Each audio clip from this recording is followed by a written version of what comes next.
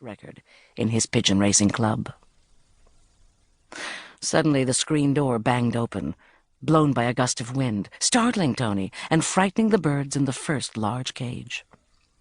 They took panicky wing, 17 of them, all white as communion wafers, transforming their cage into a snowy blizzard of whirring and beating, squawking and calling. Pin feathers flurried and snagged on the chicken wire. Tony hurried to the loft door, silently reprimanding himself for being so careless.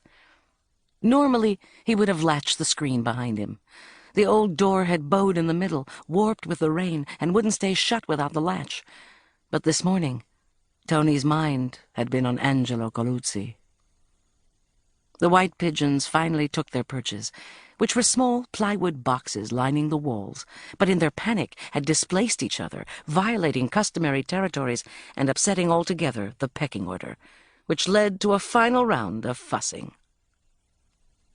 "Mi dispiace," Tony whispered to the white birds. "I'm sorry," in Italian. Though Tony understood English, he preferred Italian, as did his birds, to his mind. He gazed at the white pigeons, really doves, which he found so beautiful, large and healthy, the hue of their feathers so pure. Tony marveled that only God could make this color. Their pearliness contrasted with the inky roundness of their eye, which looked black, but in fact was the deepest of reds, blood-rich.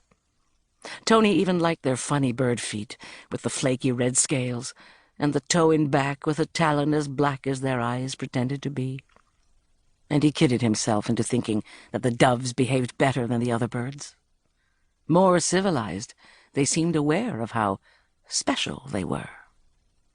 The secret reason for the doves' special status was that they were beloved of his son, who had finally stopped Tony from releasing them at weddings for $150 a pop.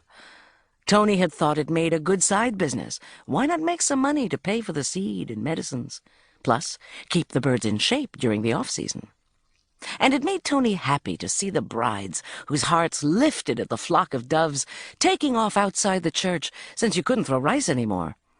It reminded his heart of his own wedding day, less grand than theirs, but such things didn't matter when it came to love. But his son had hated the whole idea. "They're not trained monkeys," Frank had said. "They're athletes." So Tony had relented.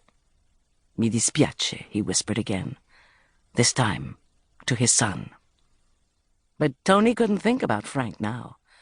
It would hurt too much, and he had birds to feed. He shuffled down the skinny aisle, and his old sneakers, their soles worn flat, made a swishing sound on the whitewash of the plywood floor. The floor had held up okay, unlike the screen door. Tony had built the loft himself when he first came to America from Abruzzo 60 years ago. The loft measured 30 feet long, with the single door in the middle opening onto a skinny aisle that ran the short length of the building. It occupied all of Tony's backyard, as if the loft and yard were nesting boxes. Off the aisle of the loft were 3 large chicken wire cages lined with box perches. The aisle ended in a crammed feed room, the seed kept safe from rats in a trash can. And there was a bookshelf holding antibiotics, lice sprays, vitamins, and other supplies, all labels out in clean white shelves. Tony prided himself on the neatness of his loft. He dusted the sills, cleaned the windows with the bright blue Windex, and scraped the floor of the cages twice a day, not once. It was important to the health of his birds. He whitewashed the loft interior each spring, before the old bird season. He had done it last week, experiencing a familiar pang.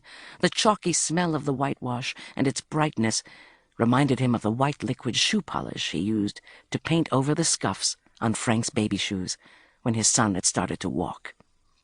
Tony remembered the shoe polish. They didn't make it anymore. He would paint it on the hard baby shoes with the puffy ball they gave you, stuck on a stick inside the cap like a ball of dandelion seeds. Even though it dripped, it worked okay. Tony shook his head, thinking of it now, the chalky smell filling his nose like the fragrance of a rose. The bottle of polish had a blue paper label and a little circle picture of a blonde-haired, blue-eyed baby who didn't look anything like baby Frank, with his jet-black curls and his big brown eyes. Somehow Tony had the idea.